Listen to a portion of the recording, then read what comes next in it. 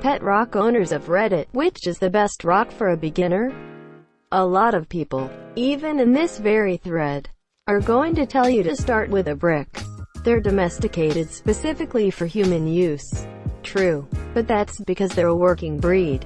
If you don't intend to use your rock for masonry work, I would call it borderline cruelty. They want to work. They're made to work. If you're just going to keep it inside as a companion, you're going to have one unhappy rock. Instead, I would recommend something from the sedimentary family. They're common and easy to find, usually made from multiple materials and therefore less prone to health problems like purebred metamorphics, and typically have stable temperaments unlike many volcanic rocks. As long as you're ready to not do any work, and you do your research before you commit, you should be able to handle most any rock that falls into your lap. Good luck on your long journey. With a complete lack of any effort whatsoever, your rock should outlast you. A brick. Bricks are a species that have been bred and domesticated from the clay genus, often containing several traits from the mineral family. They are a hardy, robust species that when looked after properly live a long and happy life. They can be owned individually, but they are social creatures, so it is better to start with a group of 3 or more to form a pile, with more experienced owners eventually forming a ton. With enough patience, effort, and expense, an owner may witness their bricks achieve their highest potential and become blessed with a house. Not gonna lie, I got a brick because they're territorial and great for protecting your home. They're feisty, and they can get really worked up over intruders. I woke up to a stranger in my living room trying to steal my TV, and Lil Bricky launched himself down the hall and tore him a new one. It's super concerning to me that most people are just giving recommendations without asking if you're even ready for a rock in your life. A rock is a responsibility, not just a cute accessory for your garden or house. Do you have a gardener or landscaper you can have come look at your rock if something goes wrong? Have you saved up an emergency fund for if your rock starts growing moss or gets crushed by a boot? What will you do with your rock when you travel? Your parents and friends might not take well to you just bringing a rock into their home, and you need to talk to them about it now or consider changing your lifestyle to accommodate your new friend. I don't want to be too pessimistic. You may end up being a wonderful owner, but these are questions you need to ask yourself before you get a rock. It's irresponsible otherwise. You should also have a plan for who will care for your rock after you're gone. It will outlive you. Start small. Pebbles are easy and are great for beginners.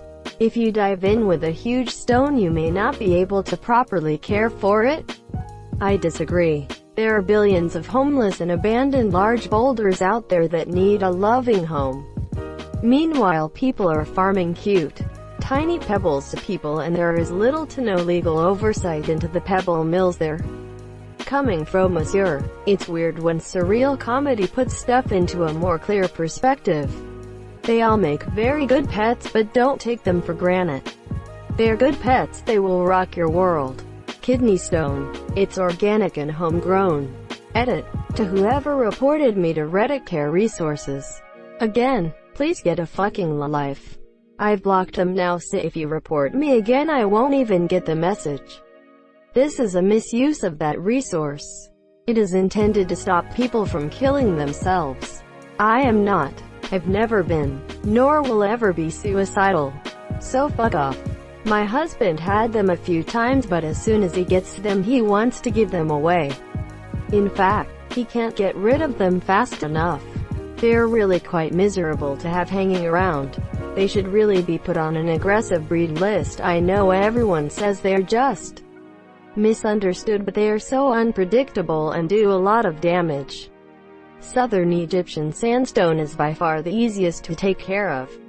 Once you get more experience, try moving up to Iraqi sandstone, and after that, try North American sandstone. If you can tame the sandstones, you can tame anything. Do I need some special permission to import one from an Egyptian quarry? Sandstones look so gentle. I believe so. There's also a pet import tax. Maybe just start with a peach pit to get your sea legs. Dwayne Johnson. When does it start cooking? Always start with pebbles. Make sure that they are round and smooth. Those ones tend to be friendlier towards strangers. Greater than those ones tend to be friendlier towards strangers. This myth needs to go away already. Otherwise we're going to get more and more people who don't think they need to train their pebbles because they're smooth and round. Not to mention the perfectly adoptable jagged babies that get the cement mixer every year because of this bias. Many people like to jump right in and start with some of the designer breeds because they look pretty. And that can work if you know what you're doing. But the sad truth is many people don't. This leads to a lot of people getting rid of their poor rocks just because they stepped on one and injured themselves or let the poor thing get chipped and didn't know a reputable vet who could fix the monsieur. If looks are what you're after, then I'd recommend a polished quartz, as they come in a wide variety of colors but are easy to care for. If you're willing to spend a bit more money, bismuths have great color and form in an easier temperament than most of the more shaped crystals. Though even these guys can have a wild side. Just be sure that if you do decide to get an unsmoothened crystal, make sure that they didn't come from a mill.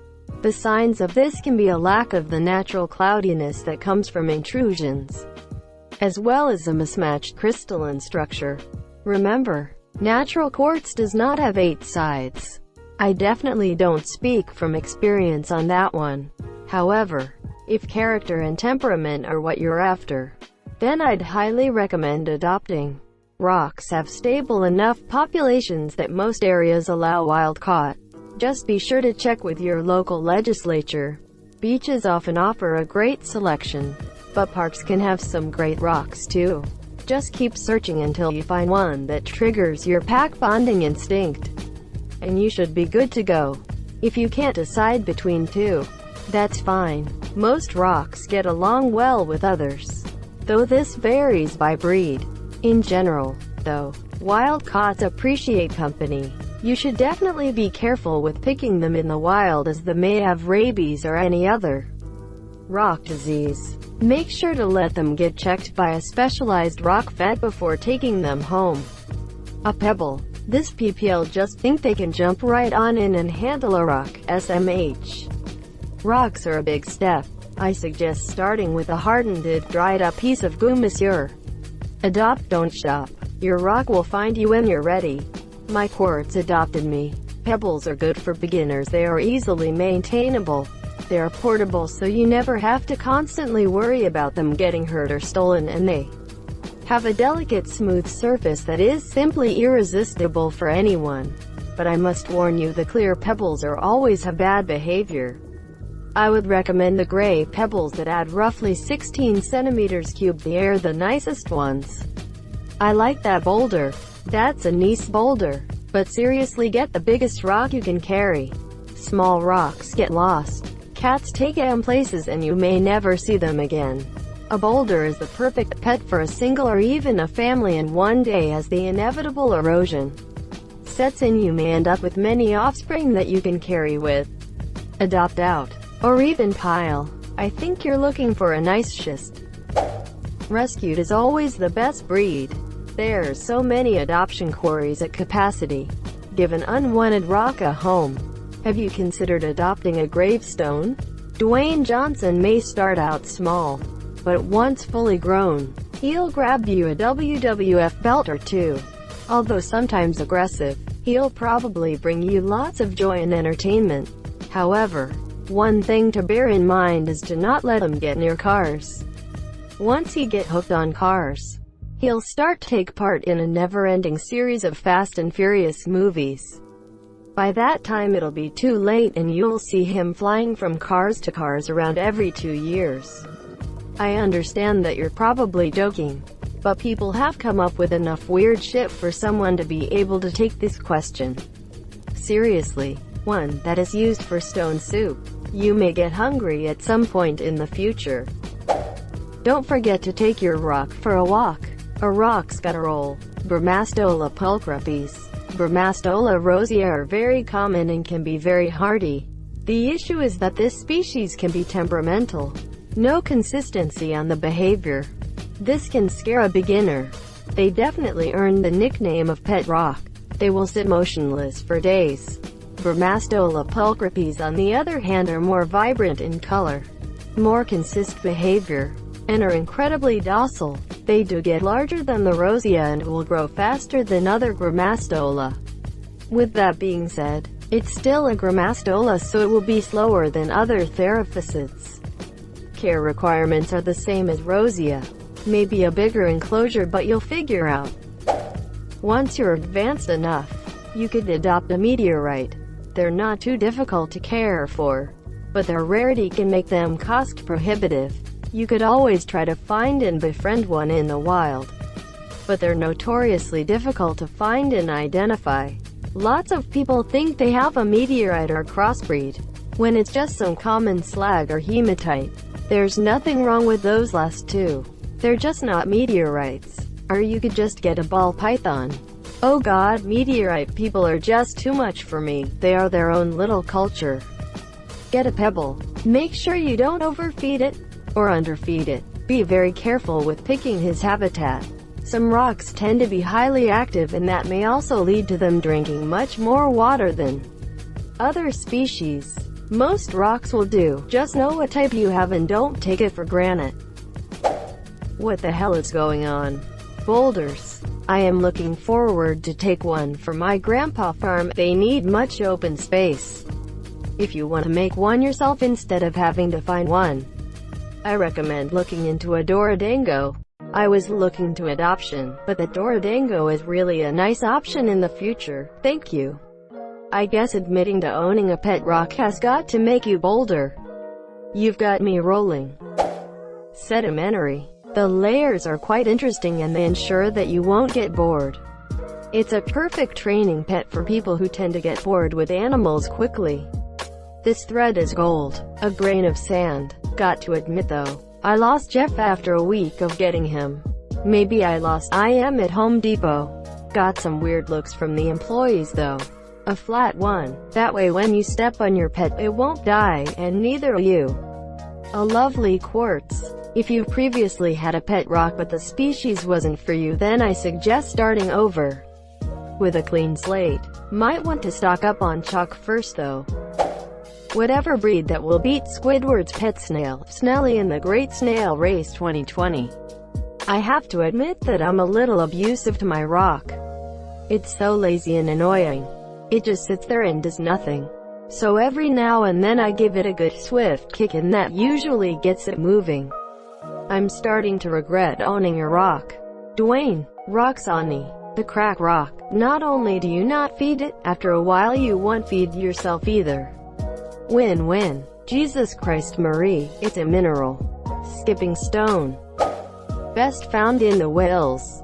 A rock in your backyard. Round. 2 inches long. 1 inch tall. Not heavy, big enough to clonk someone in the head. For safety purposes. Dwayne Johnson. I'm going with a 1 kilogram Californium rock with a thin and effective radiation shield.